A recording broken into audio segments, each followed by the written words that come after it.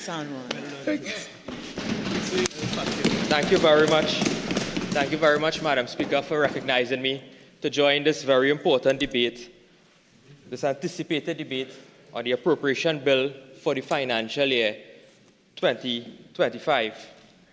And Madam Speaker, I just want to commend all of my colleagues on this side of the aisle, and in particular the member for Barataria, for what we describe as a comprehensive plan for Trinidad and Tobago going into the next general election to bring back hope, to bring back prosperity, and to bring back good governance to the people of Trinidad and Tobago, Madam Speaker. Madam Speaker, I had the unfortunate privilege to respond to the Minister of National Security and the member for Laventille West. And he engaged in all types of bacchanal and lacquerie in his presentation, but did not give any real solutions to the most important issue facing our citizens, which is the crime situation in Trinidad and Tobago. He spent his time, Madam Speaker, talking about who recuperating after long weekends. Madam Speaker, this minister is in perpetual recuperation. He always sleeping. He's always sleeping, Madam Speaker. He's always sleeping at the job. And then he comes to tell us, Madam Speaker, about corruption and bacchanal in the United National Congress. Today, he cannot give a proper explanation why under his ministry they procured wooden ladders for $1 million. He couldn't respond, Madam Speaker, to the allegations made from a NITCO report by the member for Oropuch East with respect to an additional $65 million to treat with the mosquito crack. He couldn't answer that, Madam Speaker. Madam Speaker, he speaks as though he comes from a pulpit of integrity. Madam Speaker, integrity. And he said these words, "Some who speak the loudest are complicitous." Madam Speaker, I have in my possession a judgment registered in the Registrar General's office, the Integrity Commission against Fitzgerald Hines. Madam Speaker, where the Integrity Commission have a judgment registered against the member for Laventille West, and he comes here today to tell us about integrity. Madam Speaker, that is the height of hypocrisy in this country. That is the height of hypocrisy. But we are not engaged and interested in that bacchanal that the member tried to introduce in this debate, Madam Speaker. We are here to tell the people of Trinidad and Tobago our plans, our policies, when we are elected as the next government of the Republic of Trinidad and Tobago. The member could not give a justification, Madam Speaker, for the statements being made by the Chief of Defence Staff with respect to the Coast Guard vessels. There are 8 long vessels, Madam Speaker, and none working. Not a single vessel is working. I am told, Madam Speaker, there is 1 interceptor that is in the North region and nothing in the South region. Cedras, Moruga, they are areas of concern and they remain unmanned, and the Minister of National Security cannot tell us, Madam Speaker, why that is so and when we will get back patrols there, Madam Speaker. When? And then he comes to talk today about bacchanal. Madam Speaker, we are interested in solutions for the people of Trinidad and Tobago to make them feel safe. To make them feel safe. They are spending billions of dollars on these Coast Guard vessels, and the last vessel that sailed, which they acquired from Hostal, sailed in February of this year. They mash up the vessels because they are not properly maintaining these vessels. They have no proper maintenance schedules for these vessels. They take one of the vessels from Daman, take it to Suriname, bring it to Trinidad, and the vessel is still not working. And this is the level of incompetence we have to deal with. Madam Speaker, I am guaranteeing you the people will reject Laventille West at the polls. They will reject him. They will reject him. That is why we have narcotics flowing into our borders. That is why we have illegal immigrants flowing into our borders, because of what is taking place with respect to our nation's Coast Guard, Madam Speaker. We have an issue with respect to cocaine in this country, narcotics, Madam Speaker. I don't know if the member for Laventille West might be familiar with that. but cocaine is fry brains, Madam Speaker. And I can say, Madam Speaker, none of us are accused of knocking down Marley the dog. None of us. But then the member engages in some issues with respect to the opposition leader's response to what is taking place, the impasse between the Auditor General and the Governor of the Central Bank, Madam Speaker. Madam Speaker, do you know the Governor of the Central Bank is the neighbor of the Prime Minister in Tobago in Inez Gate? That is the neighbor of the Prime Minister, Madam Speaker. They live in the same compound in Inez Gate. And this is the first time, Madam Speaker, I know the Minister for the member for Port of Spain South and the member for Laventille West are both attorneys at law. And they both belong to the same ministry. But when you go to court, Madam Speaker, the senior leads the junior. Madam Speaker, this is the first time the junior leading the senior. This is the first time that is happening. And then the minister says, look, I never blamed the UNC for crime. He said that, you know. He said he never blamed the UNC for crime. These were his statements. Madam Speaker, do you know his Prime Minister said, if the government can't deal with crime, then the government itself is part of the problem? Is he disagreeing with that statement? Is he departing from that statement of the Honorable Prime Minister? I ask him. And then there was a strange statement he made when he was an opposition member.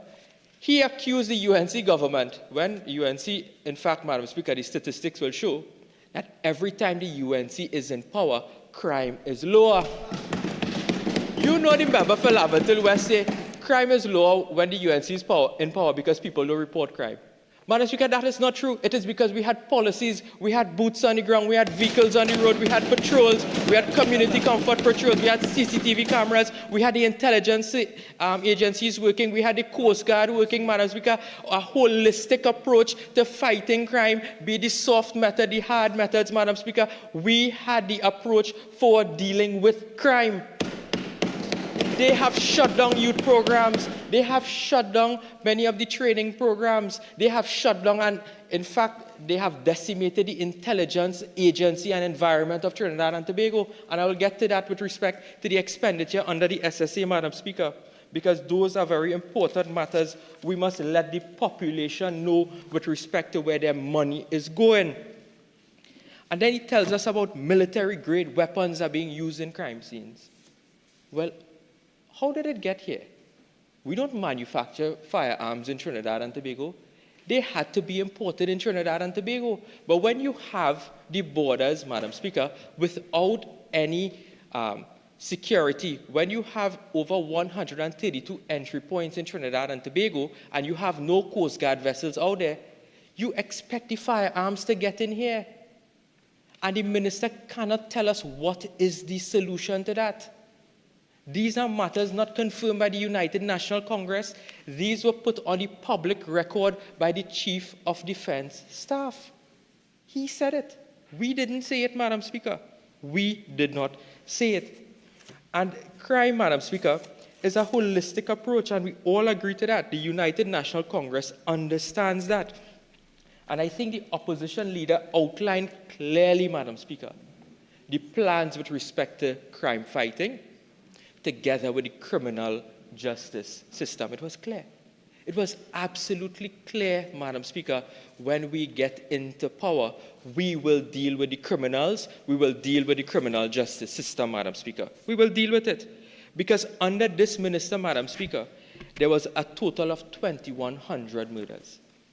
You think any other Minister of National Security could survive in any cabinet in any part of the world having a record of 2,100 murders under his watch? The highest being 604 murders in the year of 2022. And we are now in the month of October, and we have crossed over 500 murders in Trinidad and Tobago. 500 murders. 500 murders. The Peterkins, Madam Speaker, those children that were murdered, Madam Speaker, the minister could not offer some level of comfort to those families. Comfort to the families who are still grieving. Comfort to the families who are afraid, Madam Speaker. And when the crime situation is bad, do you expect investors to come in Trinidad and Tobago and have any sense of comfort to invest their money here. We have to get a hold of the criminal justice system, a hold of the crime situation, Madam Speaker, to encourage investors to once again come to our shores. That is what we have to do, Madam Speaker. But what we have been experiencing with this particular government is an entire list of broken promises. Last year, they beat their chest, they beat the desk. We are going to increase the number of recruits by 1,000 officers in the TTPS. Madam Speaker, do you know that they did not recruit the 1,000 persons in this fiscal year that went by? They had the ordinary pass out of about 300 officers, Madam Speaker. We on this side advocated that there are several hundreds of SRP officers who are competent, who are experienced. Absorb them within the regular police service, Madam Speaker. They are in receipt of a remuneration package that is much less than the regular officers. It will be easier for us to absorb the SRPs into the system rather than go and recruit 1,000 officers, which you cannot do, and which they did not do, and which they will not do. It will take a UNC government to increase the officers in the TTPS service, Madam Speaker. It will take a UNC government. Then we were told last year, listen, new modern scanners are being procured for the port, bonded warehouse and transit sheds. They awarded a contract at a cost of $90 million, supply, delivery, installation and commissioning of 4 large-scale, non-intrusive inspection scanners for shipping containers, which they will deploy at Port of Spain and Point Lisas.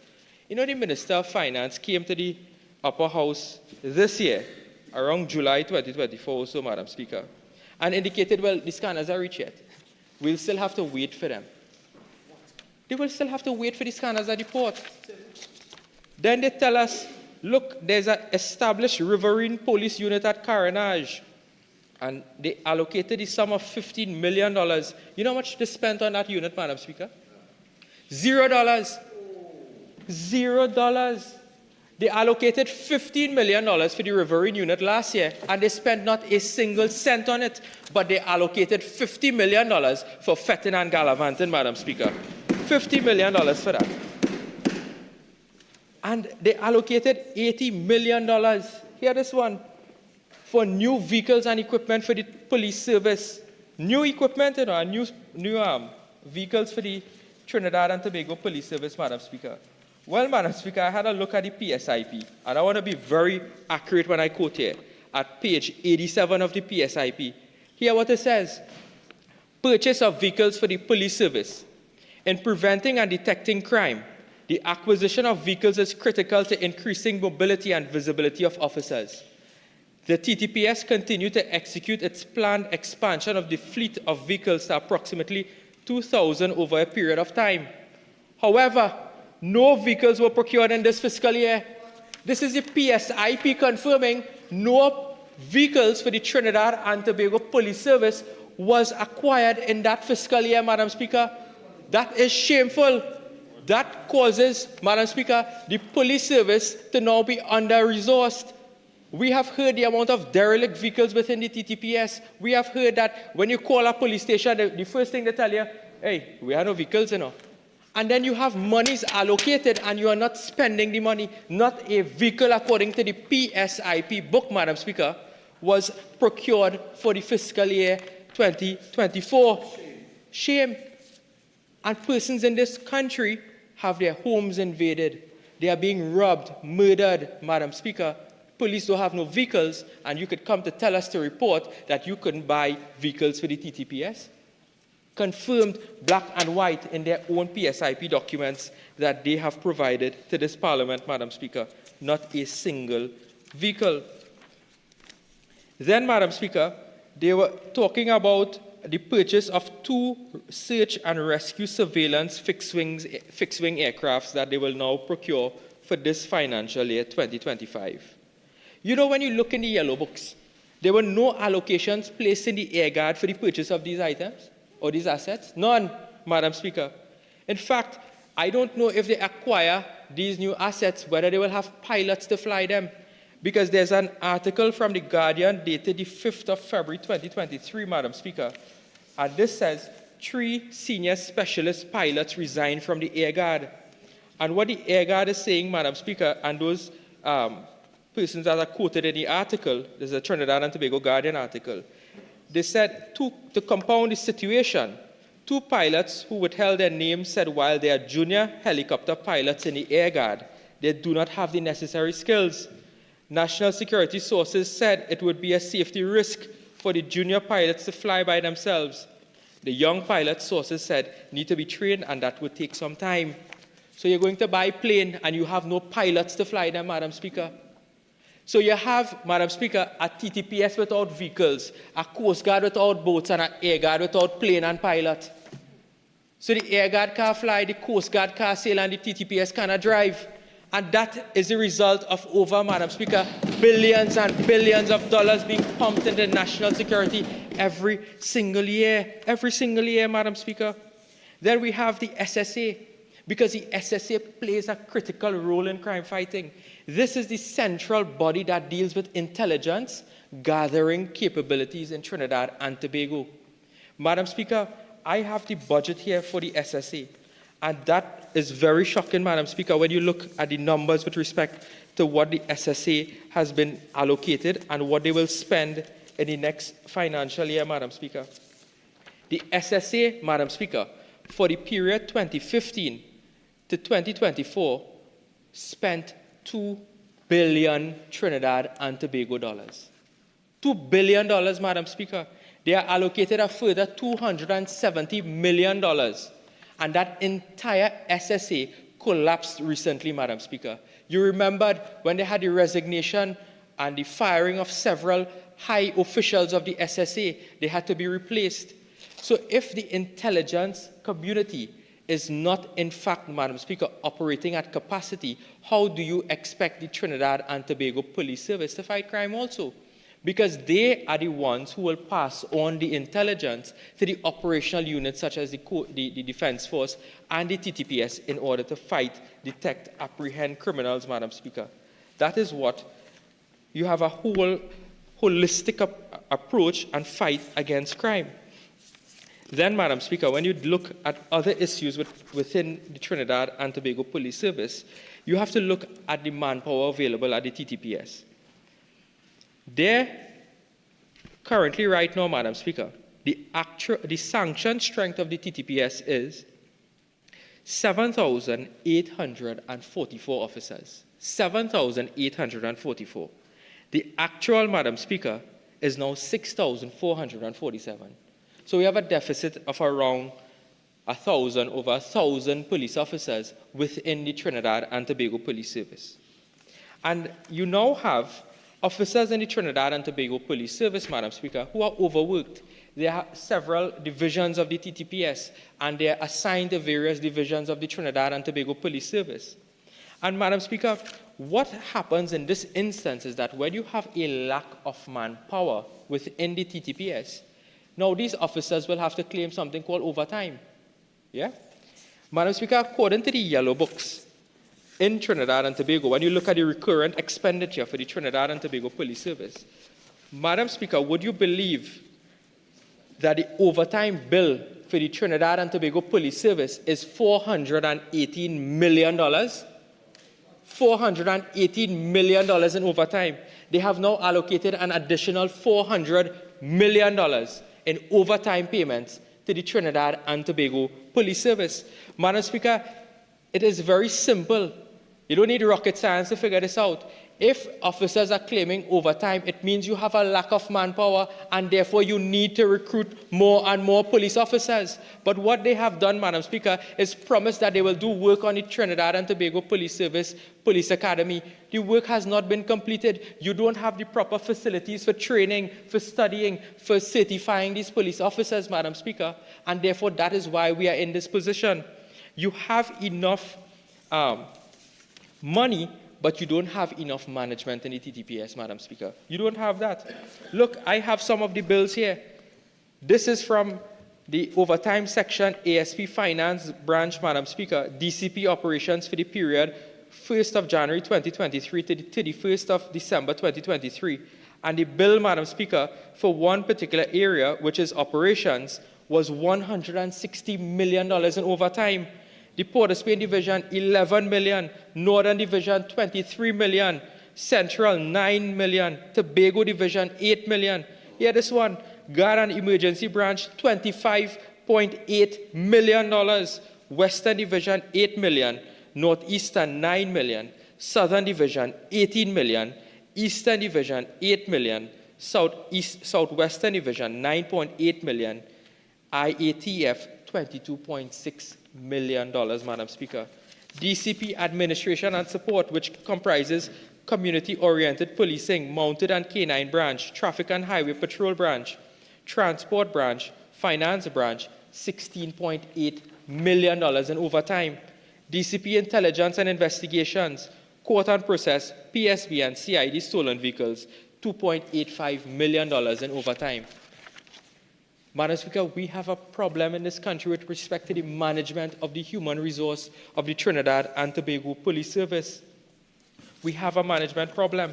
And then, Madam Speaker, within the budget speech, you hear the minister saying, well, look, we need to establish some new task force. We need to establish some new specialized units within the TTPS. You already have a deficit in your sanction strength, in your actual strength compared to what you're sanctioned, Madam Speaker, and now you're creating more and more divisions. You will have to now take out officers from other units, put them into these new units, Madam Speaker, some of which are duplicating resources, and therefore you will end up again with respect to no productive use of money and human resource. Look, they want to set up something called the establishment of the Illegal Firearms Ammunition Retrieval Task Force. You would think that this is a multi-million-dollar agency. They allocate $250,000. The establishment of a Special Anti-Crime Operations Unit, $425. One of the biggest issues facing Trinidad and Tobago, the establishment of Special Operations Counter Home and Business Invasion Task Force. Madam Speaker, I thought they would have allocated $50 million to this. They allocated $225,000 to fight home invasion and business invasion in Trinidad and Tobago. Improvement works to Police Station Tobago, $1.5 million, Madam Speaker. And strangely, they are establishing something called a Seismic Fusion Center for $3 million. What, the TTPS is going to measure earthquake now?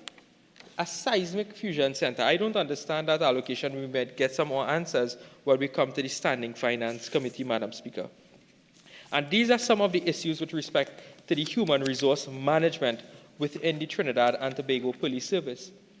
And Madam Speaker, you have to also look at what is taking place at the top of the Trinidad and Tobago Police Service, because that is where officers get their encouragement, they get their morale from, Madam Speaker. Look, I have a Freedom of Information request sent to the Police Service Commission. And what prompted this FOIA request, Madam Speaker, is this. When the acting Prime Minister, the member for Diego Martin Northeast, I think it was the last time he acted, Madam Speaker, before he was dethroned, they would have renewed the contract, or extended, the contract for the current Commissioner of Police, Mrs. Erla Harewood Christopher. And within that, Madam Speaker, the Minister came on the eve of when the contract was going to expire to announce to the country, well, look, I think the member for Cooper North asked the question, we are going to extend the contract by a period of 1 year. Madam Speaker, I asked the Police Service Commission for a copy of the report that the Cabinet would have used in order, or the acting Prime Minister, in order to extend or justify the extension of the Commissioner of Police. Madam Speaker, I was shocked when I read it. I was assuming that I would get a very big envelope with bind documents to show me the performance of the Commissioner of Police. Madam Speaker, do you know I got a 3-page document? And the first page just had to do with a review of the constitutional powers of the Commission. So really, Madam Speaker, we have 1.5 page really of what they reviewed the Commissioner on. And these are the criteria. The Commission monitored and appraised the Commissioner for the period March 1, 2023 to the 29th of February 2024 against 4 broad areas as follows. 1, financial. 2, internal.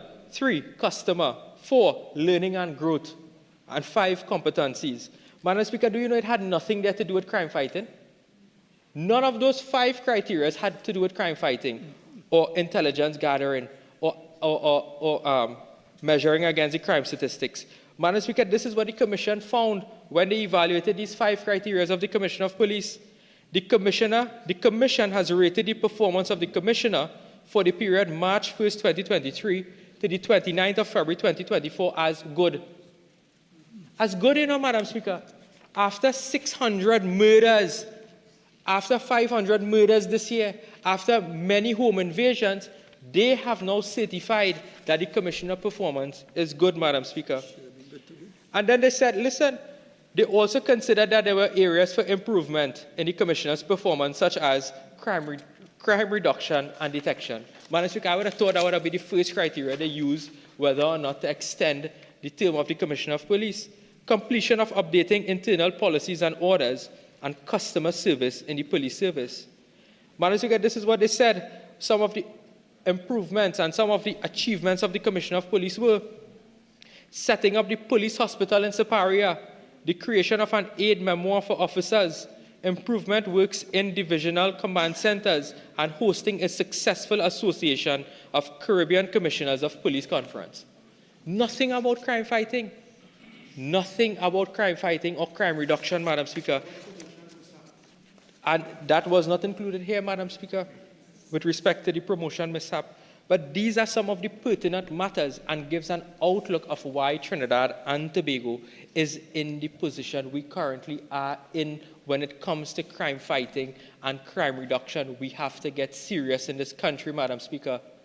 When a police service commission recommends that the performance of the commissioner is good, after we have seen the abysmal failure with respect to crime reduction and crime detection in Trinidad and Tobago. And that is something we in the opposition continue, Madam Speaker, to look at and examine when it comes to the safety and security of our citizens of Trinidad and Tobago. And then I want to get into some other items with respect to the Auditor General report of 2023, the same report that was hidden from the people of Trinidad and Tobago, but we had to get a copy of that particular report, Madam Speaker. And within that report, it outlined many issues with respect to financial scrutiny when it comes to the Trinidad and Tobago Police Service. At page 34 of that report, Madam Speaker, there is an item called vouchers to support 5 payments for the rental of vehicles totaling $1.2 million. You know what, Madam Speaker? Those payments were not provided for audit scrutiny. There was one instance where payment for the rental of vehicles was made in advance for the month of October 2023 in the amount of $1.3 million for the financial year 2024, and supporting documents were not present for approval. So basically what the Auditor General is saying, Madam Speaker, they were prepaying for rentals in this country for the next financial year after the books were already closed for the financial year 2023. Listen to this one, minor equipment purchases. There was expenditure for the purchase of 50 Dell monitors, 40 Samsung TVs, and other items in the sum of $255,000, Madam Speaker. A voucher was issued on the 19th of September 2023. The check was handed over on the 20th of September 2023. In November 2023, when the Auditor General went in, Madam Speaker, you know they couldn't find the Dell laptop, they couldn't find the TV, and nothing else that they paid for? There was no items that they could have found that were paid for this $255,000 that was spent by the Trinidad and Tobago Police Service. Madam Speaker, there's another one. We're hearing about this property tax thing. The Valuation Division is in charge of valuating properties in Trinidad and Tobago to determine what your annual rental value will be for your property. And therefore, they will have various public officers, contract officers, conducting surveys, going around your homes, looking at your homes, doing the assessments. Earlier this year in the Parliament, Madam Speaker, I was able to outline documents and show evidence that they were doing something called curbside valuations. And that is why there were many issues and people continuously complain of the quality of the valuations that they were given with respect to the payment of property tax. Madam Speaker, do you know the Valuation Division now bought 2 drones? They are buying drones, Madam Speaker, to fly over your home in order to detect your properties. I hear, Madam Speaker, and these I'm reliably informed, that they are measuring the size of your roof, and then they are telling you what your property will be valued. Madam Speaker, they bought 2 drones, and they paid $206,000 for these drones, Madam Speaker. You know, when the Auditor General went into the valuation division, they could only find one of the drone, and next one missing. I don't know if it fly away on top of somebody's roof. Madam Speaker, but these are some of the issues, and it sounds comical, but this is actually what is taking place with the taxpayers' money in Trinidad and Tobago. Look, I also shadow the Office of the Attorney General and Ministry of Legal Affairs. Madam Speaker, according to the Auditor General report, we have a very important issue that we continuously raise for many years: the housing of the Director of Public Prosecution's office in North. That office is right now on Richmond Street, Madam Speaker. There are officers within there, the state councils, who have complained about the space requirements, complained about the security, Madam Speaker, complained about the condition and quality of that building. A new building was sought, Madam Speaker. The rent, according to the Office of the Auditor General, Madam Speaker, is this: the government has spent $29.2 million on renting a building for the office of the DPP that was not occupied a single day. Yes. $29.2 million. And the expenditure doesn't stop there. They outfitted the building with $23.2 million worth of taxpayers' money, amounting, Madam Speaker, to about close to $53 million when it comes to expenditure, and that building currently remains unoccupied. We are calling, Madam Speaker, for the treatment of the staff and the state prosecutors to be treated better, Madam Speaker. When I was at that office, there was something that they were lobbying for, and it was something called a risk allowance, because their job, according to the job description, is the same thing as any other legal counsel or legal officer, state counsel in the public service within the JLSE. But their job is specific, Madam Speaker, because they are the ones who are prosecuting the criminals, prosecuting the gang members, prosecuting the gang leaders. And you cannot be paying them the same remuneration as the rest of persons because they conduct a specialized job. And we are calling for better remuneration for the state councils. And that is why you have in that office persons leaving over and always causing a vacuum with respect to human resource within the office of the DPP. And then we hear that the government is coming here to tell us that, look, the Office of the Attorney General has had so many achievements, that they did so well. Madam Speaker, you would remember it is a hot issue in this Parliament every time budget comes around, and that is the expenditure of money when it comes to legal fees. Under this Attorney General, Senator, the Honorable Attorney General, Madam Speaker, not the member for San Fernando West, that Attorney General has the highest spend for legal fees. In the last fiscal year, that Attorney General, Madam Speaker, spent $158 million, hand-selected state briefs to PNM officials, members, financiers, Madam Speaker. $158 million. The member for San Fernando West, he didn't get such a great expenditure. But the new Attorney General, Madam Speaker, Senator Armour, has received $158 million in financial year 2024. In the year 2023, the Attorney General in legal fees allocated and spent $188.5 million in legal fees. In this fiscal year, Madam Speaker, he is now allocated an additional $80 million in legal fees. And then there's a Stanley John report that was paid under that line item, Madam Speaker, and we have not seen the Stanley John report. Yet they brought a bill to this Parliament to tell us, like, look, let's restructure the office of the AG based on the Stanley John's recommendation, but we have not seen the report. They want to hire, Madam Speaker, a hand-picked chamber manager so that they could continue to distribute briefs to their PNM friends and family, Madam Speaker. without bringing anybody to the debate, Madam Speaker, before I rose in this debate, I saw the first gentleman representing the office of the Prime Minister in a particular matter. Yes, I saw. Madam Speaker, and when we in this Parliament complain what they are doing, Madam Speaker, these are the highest spend when it comes to legal fees in the history of Trinidad and Tobago under this government. And what did we get for it? Did we get value for money? Madam Speaker, they are losing matters left, right, and center. Imagine we had to take them to court all the way to the Privy Council for some lord in the Privy Council to tell us, hey, I'll go and call the local government election. Madam Speaker, that is the extent of it.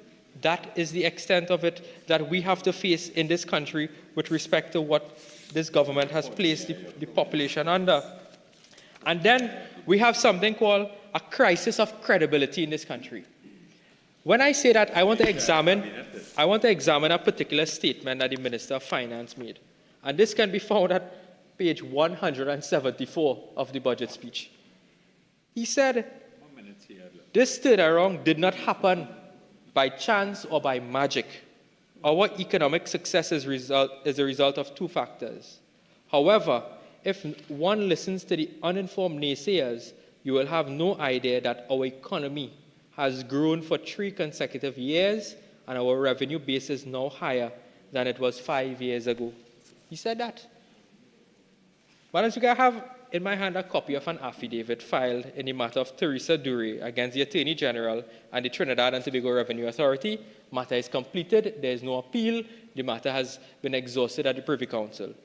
Madam Speaker, the affidavit reads this. The affidavit is deposed by the Minister of Finance. And in the affidavit, he swears and says that the facts and matters deposed to in this affidavit are within my personal knowledge, true and correct, or are taken from the files, records, and documents of the Ministry of Finance to which I have access, in which case I verily believe same to be true and correct. Madam Speaker, when you read paragraph 22 of the affidavit, it says this. Accordingly, this is paragraph 24, sorry. Accordingly, the next 3 years will be very challenging for the country from a revenue perspective. In fact, unless additional tax revenue can be collected through the improvement in tax administration that will come with the fully operational revenue authority, the government will soon be faced with very difficult choices in terms of maintaining the current level of subsidies, grants, free services, and social programs. Notably, as the government grapples with significantly reduced revenues, there are demands for more and more government expenditure on infrastructure and social programs. Madam Speaker, do you know he went to court, tell the courthouse all of this, that the economy is doing bad, so he needs to collect more money, and then comes in the Parliament under parliamentary privilege and says something else. Madam Speaker, that is hypocrisy to the highest level. You know what he estimated the country's deficit for financial year 2024? He did not put the Minister of Finance did not put what the deficit will be in 2024 in terms of dollars and cents. You know what he told the courthouse, Madam Speaker, what the deficit will be? It will be as high as $9 billion for the last financial year. $9 billion. If we did not have this affidavit, Madam Speaker, we would not know what the estimated deficit will be.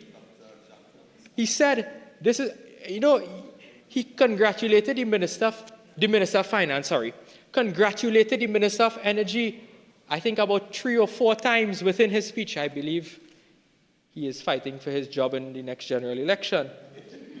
He says that the energy sector was booming when he was speaking in the budget. Hear what he told the courthouse.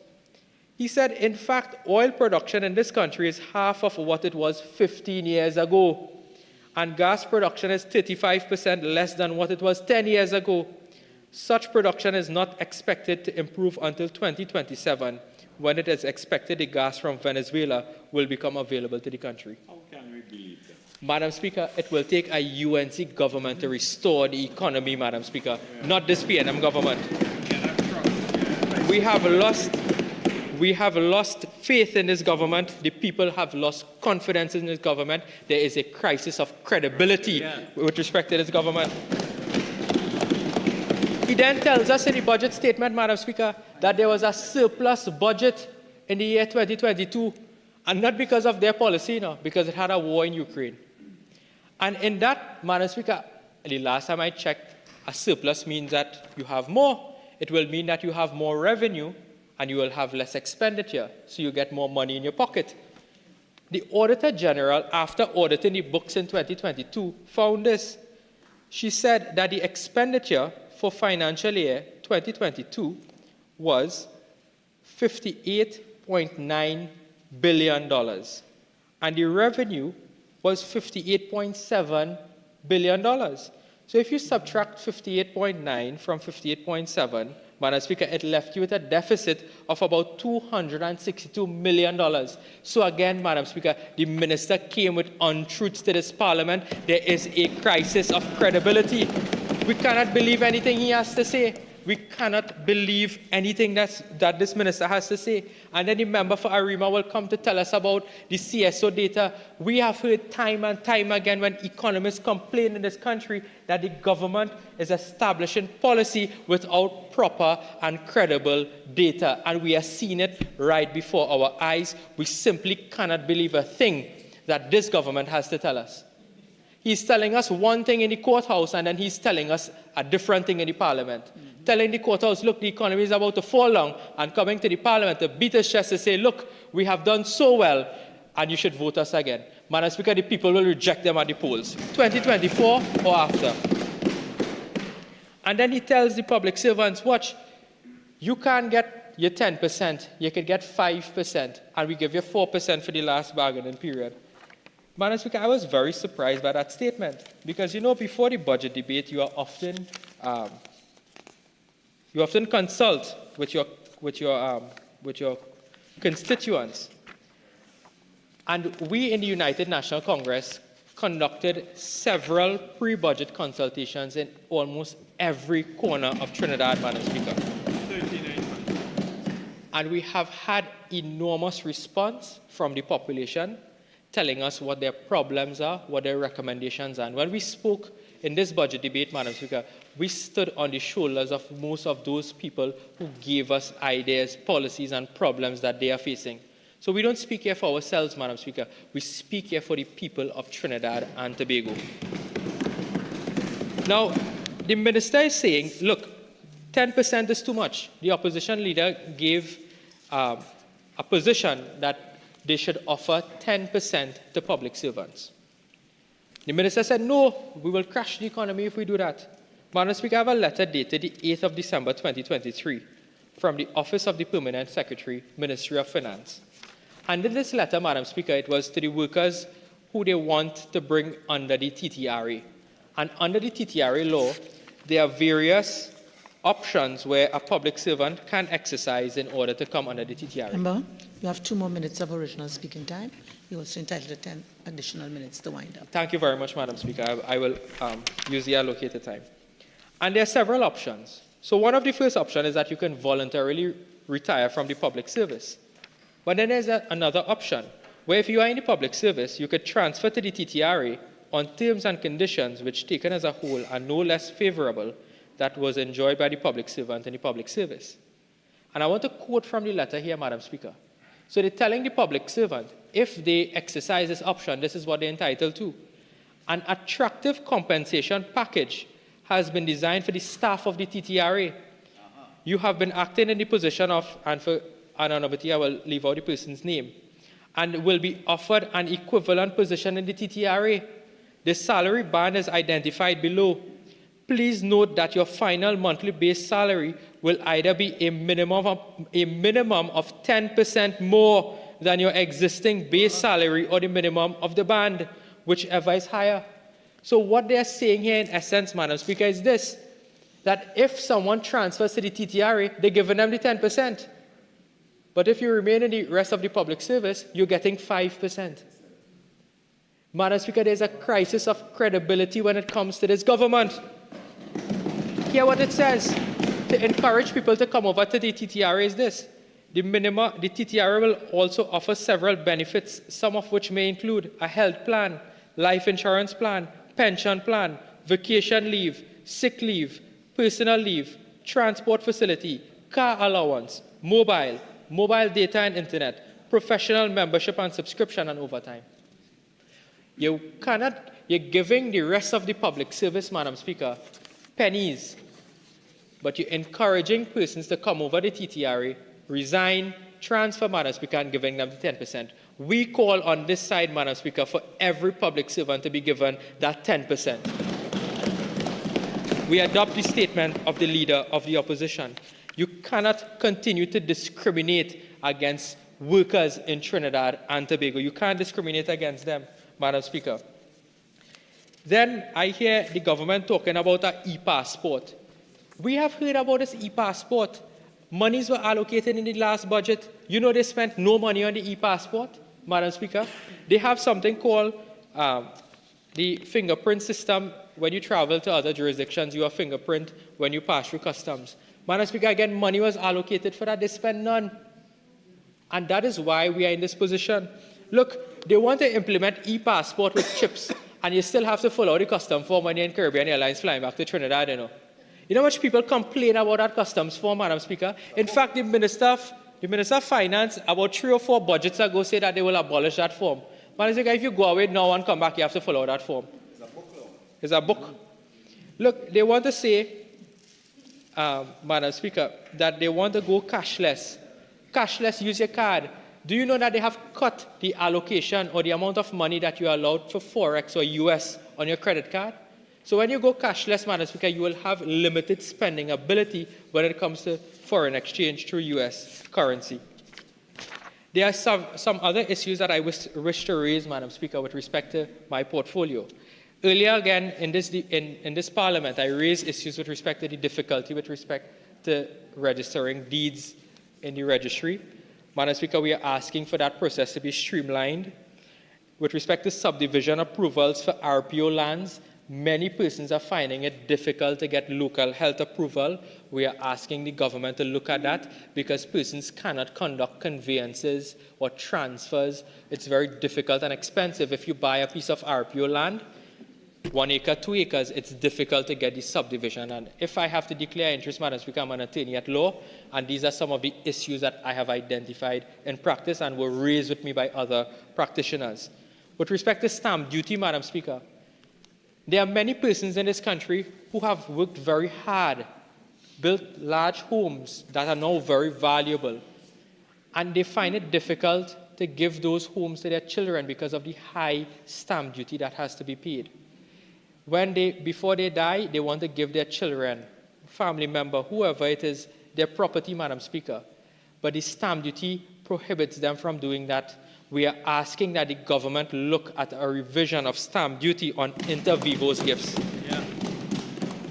Madam Speaker, with respect to the tin clause, a constituent emailed me on the 1st of August 2024, and he is of the view, Madam Speaker, and I promise him I will raise it in the Parliament, that he believes that the tin clause are a revenue-generating measure. And I also, Madam Speaker, want to believe what my constituent is telling me. I don't believe tint can stop criminals in this country. It will take a united national Congress government to stop the criminals in this country. You are now telling people, don't tint your car too dark. You really think the bandit who robbed somebody will tint down the car dark so that when the police stop them on a roadblock, they'll search the vehicle? Madam Speaker, that in itself makes it suspicious, and we are asking for the government to rethink that policy when it comes to tint. And lastly, Madam Speaker, I want to thank the people of Barataria San Juan for electing me as the youngest member of Parliament in this 12th Parliament, Madam Speaker. And hopefully in the next Parliament, the 13th Parliament, I might still be the youngest member of Parliament. Madam Speaker, we have identified several issues in the constituency of unemployment, infrastructure. We have asked for various roads to be paved, including the El Socorro Main Road, parts of the Eastern Main Road. There are issues with respect to flooding, Madam Speaker. We have written the Minister of Works and Infrastructure on many occasions, Works and Transport on many occasions. But I don't believe, Madam Speaker, the Minister has the ability to read because he doesn't respond to our letters. The Minister of Works, we have written him on several occasions. We have issues, Madam Speaker, with respect to WASA, and I must say that we have various officers who we liaise with on a continuous basis to bring relief to our citizens when it comes to water supply in Barataria Sawa. We had asked for long service mains to be installed in various parts of the constituency. We have asked for the flooding pumps to be properly installed, and I must say the member for Lopino Bonaire West has engaged with some consultation with me with respect to the long main installation in various parts of the constituency because we want to bring relief to those citizens who have been suffering for many years. Madam Speaker, we have also the issue of the St. George's College that occupied the news cycle for quite some time. We are asking, Madam Speaker, for the member for St. Anne's East, who might pass that school on her way to Parliament at most times, Madam Speaker, to get serious about the St. George's College. Yeah, you cannot have students in that condition after spending $10 million on the roof of that school, Madam Speaker. That roof, Madam Speaker, if it is $10 million, you might go to look for diamond and gold on it because you cannot see where the money went. When I went there, Madam Speaker, we have to be careful when we cut ribbons with the government, you know. They're telling us to join hands with them and cut ribbon, and when you go, the project unfinished. Wow. It have no desk, no chair, no blackboard, no whiteboard for the children, Madam Speaker. And that happened in St. George's College. And, Madam Speaker, is it full time? What time do I end? You end at 5:22:30. 4 minutes. Madam Speaker, these are some of the issues that I wish to raise with respect to my constituents. Crime is another issue. We have seen many criminal activities taking place because where my constituency is situated is on the east-west corridor. It's in an area where we are bounded, or the Eastern Main Road passes through parts of the constituency. We have the highway also passing through parts of the constituency, so it's a very easy area for persons to escape after criminal activities. We are asking for more presence of police officers, for resourcing of the Barataria police station, and we are asking for the installation of more CCTV cameras. My constituents deserve to be safe, Madam Speaker. And with the policies with respect to what the opposition leader has outlined, many of my constituents have supported the call because I have a large business community within Barataria San Juan.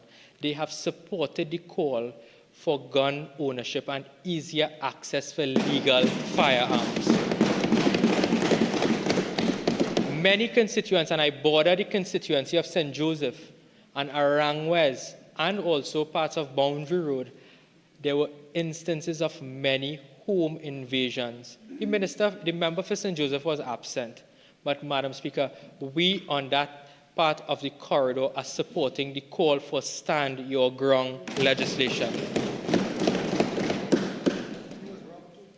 And Madam Speaker, I cannot take my seat without thanking my staff at the Barataria Constituency Office.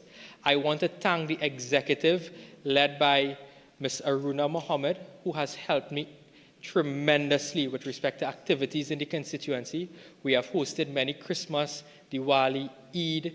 We are currently hosting many cricket tournaments, football tournaments. Madam Speaker, I believe we played Senator Roberts in the first cricket match, and Barataria Sawa was victorious in that match. And the lights did not come off for the cricket match, and I want to ask the member for Lopino Bonaire West to keep those lights on for us. But Madam Speaker, I must say that I wish that when Diego Martin Northeast was presenting the budget that the lights came off. And Madam Speaker, we on the side of the Parliament, we have outlined the plans, we have outlined the policies. All we are waiting on now is the election date, and I thank you very much.